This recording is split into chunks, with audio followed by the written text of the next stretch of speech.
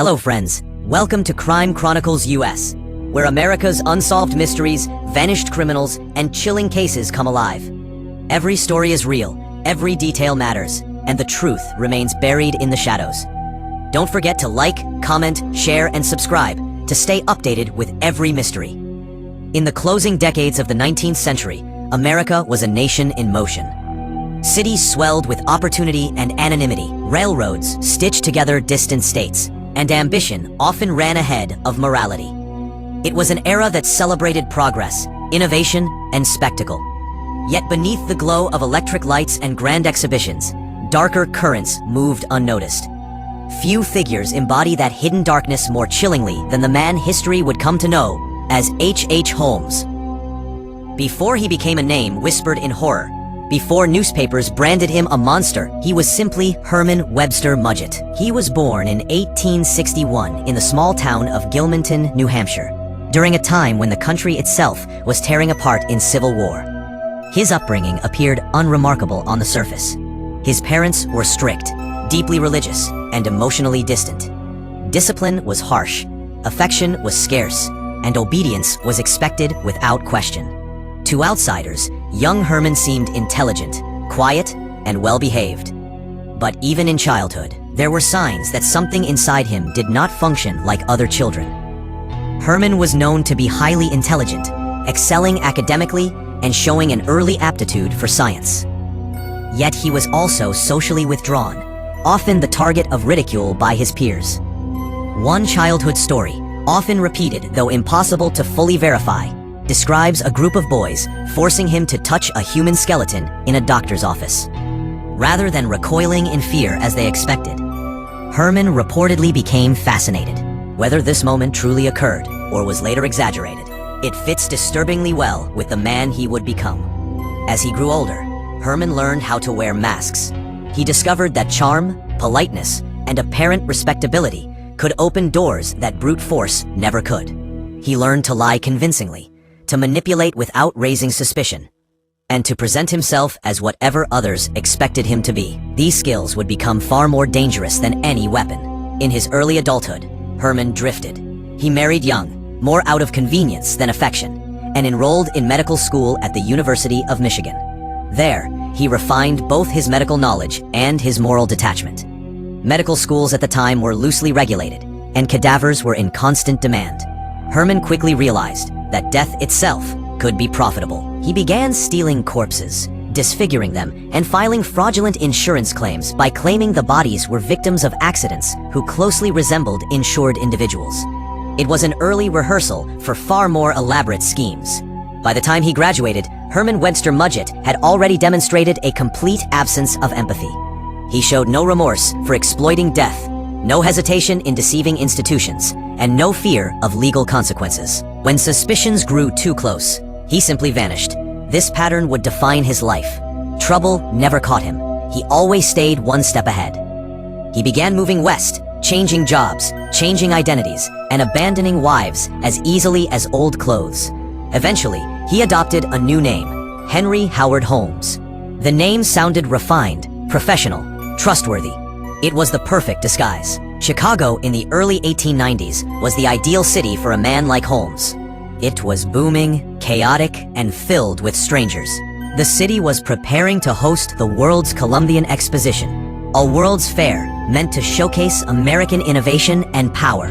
Millions of visitors would soon flood the city, many of them young, alone, and unfamiliar with their surroundings. To Holmes, it was not just an opportunity, it was a hunting ground. Holmes arrived in Chicago and quickly embedded himself in the community. He secured a job at a pharmacy in the Englewood neighborhood and earned the trust of the elderly woman who owned it. When she died under mysterious circumstances not long afterward, Holmes acquired the property through a web of forged documents and unpaid debts. No one asked too many questions. Chicago was growing too fast for anyone to look back. On that property, Holmes began constructing what would later be known as the Murder Castle. Outwardly, it appeared to be an ordinary, mixed-use building. Shops on the ground floor, apartments and rooms for rent above. Inside, however, it was a maze designed with one purpose in mind: control.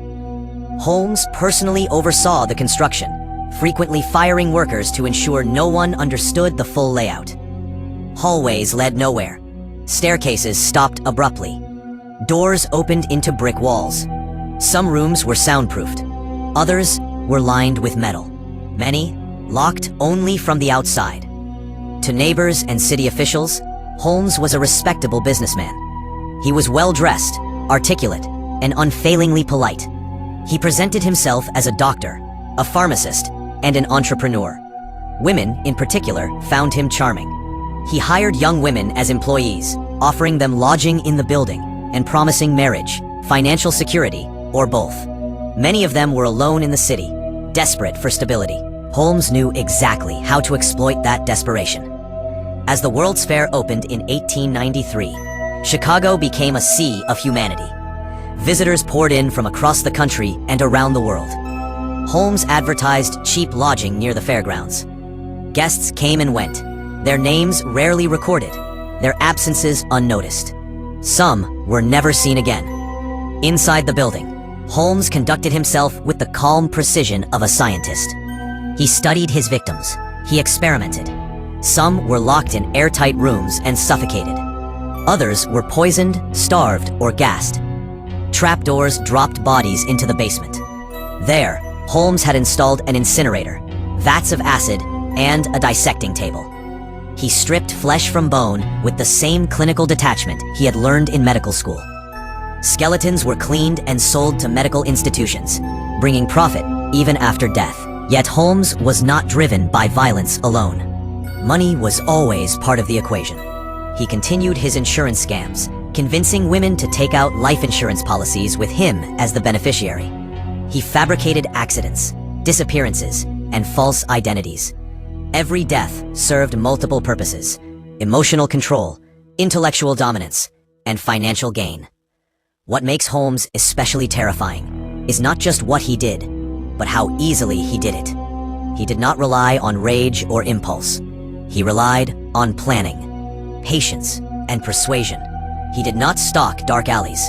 He invited people into his world and made them feel safe. Despite the scale of his crimes, Holmes remained largely invisible to law enforcement. Missing persons were common in a city like Chicago. Records were poorly kept. Women who vanished were often assumed to have run away. Holmes understood these gaps and exploited them mercilessly. Behind his public persona, his personal life was a web of lies.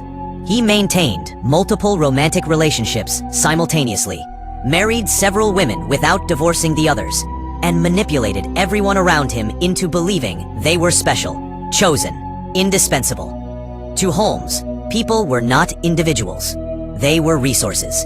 As the fair ended and the crowds dispersed, Holmes did not slow down. If anything, his confidence grew.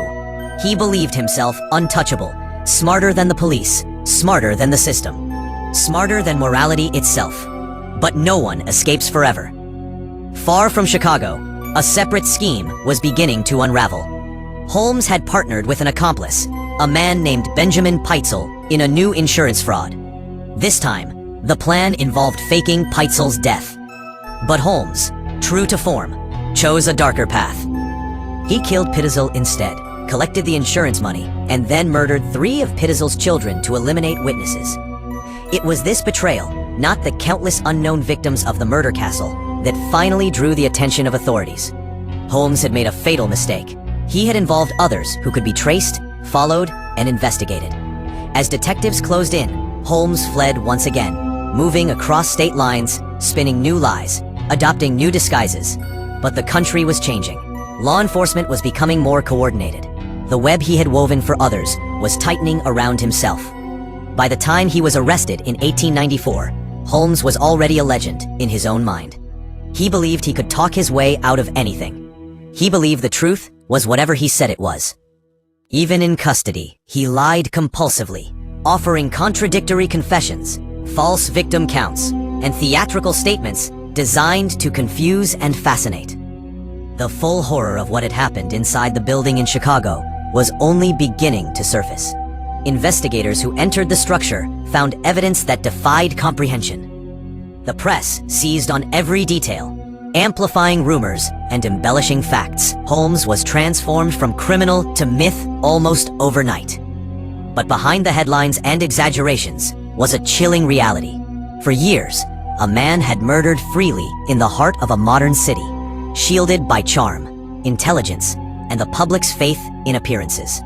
This was not the end of the story. It was only the beginning of the reckoning. When authorities finally began to pull apart the threads of H.H. Holmes' life, they found not a single clear narrative, but a tangled mass of lies, contradictions, and deliberate misdirection. Holmes seemed to take pleasure in confusing investigators, offering partial truths wrapped in elaborate falsehoods. Every statement he made was calculated, every confession adjusted depending on his audience. Even in custody, he sought control. The discovery of what had occurred in Chicago lagged behind Holmes' arrest. At first, the focus of law enforcement was not the building on Englewood Avenue, but the death of Benjamin Pitezel and the disappearance of his children. Pitezel's body had been discovered in Philadelphia, charred and unrecognizable. Holmes claimed it was an accident during an experimental explosion, a lie that collapsed under even minimal scrutiny. The coroner quickly determined that Pitezel had been killed before the fire, not by accident, but by deliberate poisoning. As detectives traced Holmes's movements, they uncovered a chilling trail across multiple states. He had traveled with 3 of Pitezel's children, presenting himself as their guardian. He moved them from city to city, renting rooms under false names, spinning stories to neighbors and landlords. In Indianapolis, 2 of the children were discovered buried in a cellar, their bodies bearing signs of suffocation. The 3rd child's remains were later found in Toronto, murdered and dismembered. These murders shocked even seasoned investigators. The killing of children stripped away any remaining illusions about Holmes's capacity for restraint. Whatever detachment he claimed, whatever intellectual justifications he offered, his actions revealed a complete moral void. Only after Holmes was securely imprisoned did Chicago authorities turn their full attention to the building he had left behind. What they found defied belief. As investigators searched the structure, they encountered the labyrinth Holmes had designed. They found chutes leading to the basement, strange sealed rooms, and mechanical features that served no legitimate purpose. In the cellar, they uncovered the incinerator, acid vats, surgical instruments, and human remains. The press descended on the scene with a frenzy that bordered on hysteria. Newspapers labeled the structure the Murder Castle, a name that would endure long after the building itself was gone. Journalists embellished stories freely, describing medieval torture chambers, electrified floors, and elaborate killing devices. While some of these claims were exaggerated or outright false, enough evidence remained to confirm that the building had been used systematically for murder. Holmes watched the coverage with fascination. From his cell, he granted interviews, sometimes confessing, sometimes retracting, sometimes inventing entirely new stories. He claimed at various times to have killed 27 people, then revised the number upward or downward. Some historians believe the true number of his victims may never be known. Records were incomplete, many victims were transient, and Holmes' own statements were unreliable by design. When Holmes was extradited to Philadelphia to stand trial for the murder of Benjamin Pitezel, he treated the courtroom as a stage. He dressed impeccably, spoke calmly, and displayed no visible anxiety. To the public, he appeared more like a businessman, defending a contract dispute than a man accused of murder. This composure unnerved observers. It was not the demeanor of a remorseful man, nor even of a desperate one. It was the demeanor of someone who believed himself superior to everyone in the room. The prosecution, however, built a meticulous case. They presented forensic evidence, witness testimony, and documentation of Holmes's insurance schemes. They demonstrated a clear pattern of fraud and murder, dismantling Holmes's explanations piece by piece. His defense attempted to argue insanity, claiming Holmes suffered from mental illness that impaired his judgment. But experts testified that while Holmes was deeply disturbed, he was fully aware of his actions and their consequences. The jury deliberated for only a short time before returning a guilty verdict.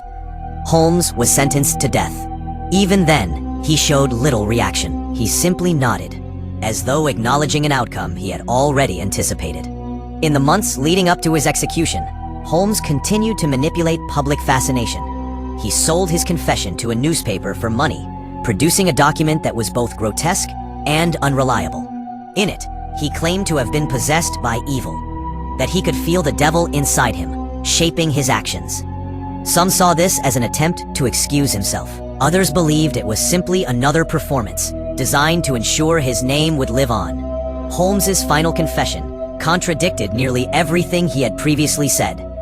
He alternated between cold descriptions of murder and poetic reflections on fate and destiny. He expressed no genuine remorse, only irritation that he had been caught. When asked about his victims, he spoke of them as abstractions, as inconveniences or mistakes. On May 7, 1896, H. Holmes was led to the gallows. Witnesses reported that he remained calm, even polite, until the end. When the trapdoor opened, however, the execution did not proceed as expected. Holmes's neck did not break. Instead, he slowly strangled, his body twitching for over 15 minutes before he was pronounced dead. Some observers saw this as poetic justice. Others found it disturbing that even in death, he did not receive the swift end he had inflicted on so many. Holmes had made one final request. He asked to be buried in a concrete-filled coffin, sealed deep in the ground, fearing that grave robbers would do to his body what he had done to others. Even in death, he sought control. The building in Chicago did not survive him for long. After a fire damaged the structure, it was eventually demolished. In its place rose ordinary businesses, then later a post office. Nothing marked the site as extraordinary. Life moved on, as it always does. Yet the legacy of H. Holmes did not fade. He became a symbol, a prototype for something America had not yet fully understood: the serial killer. Unlike earlier murderers driven by rage or desperation, Holmes represented a new kind of threat. He was educated, methodical, charming, and invisible. He exploited modern systems, insurance, medicine, urban anonymity, turning progress itself into a weapon. Pages and pages. Over time, myth and reality blurred. Books, films, and documentaries inflated aspects of his story while downplaying others. Some exaggerated the complexity of the murder castle. Others inflated his victim count to monstrous proportions. But even when stripped of exaggeration, the truth remains horrifying. Holmes demonstrated how easily trust can be weaponized. He did not rely on brute force. He relied on people's assumptions, that a well-dressed man was safe, that a doctor was trustworthy. That danger announced itself loudly and obviously. He thrived in the gaps between perception and reality. Perhaps most unsettling is how ordinary he appeared. There was no single moment where those around him could clearly point and say, "This man is evil." His crimes unfolded quietly, behind closed doors, in rented rooms and anonymous spaces. By the time suspicion arose, he was already gone. In the end, H. Holmes was not a supernatural monster, despite his attempts to portray himself as one. He was human. That is what makes his story endure. His crimes force an uncomfortable reflection on how easily intelligence and charm can mask cruelty, how systems meant to protect can be manipulated, and how darkness often hides not in shadows, but in plain sight.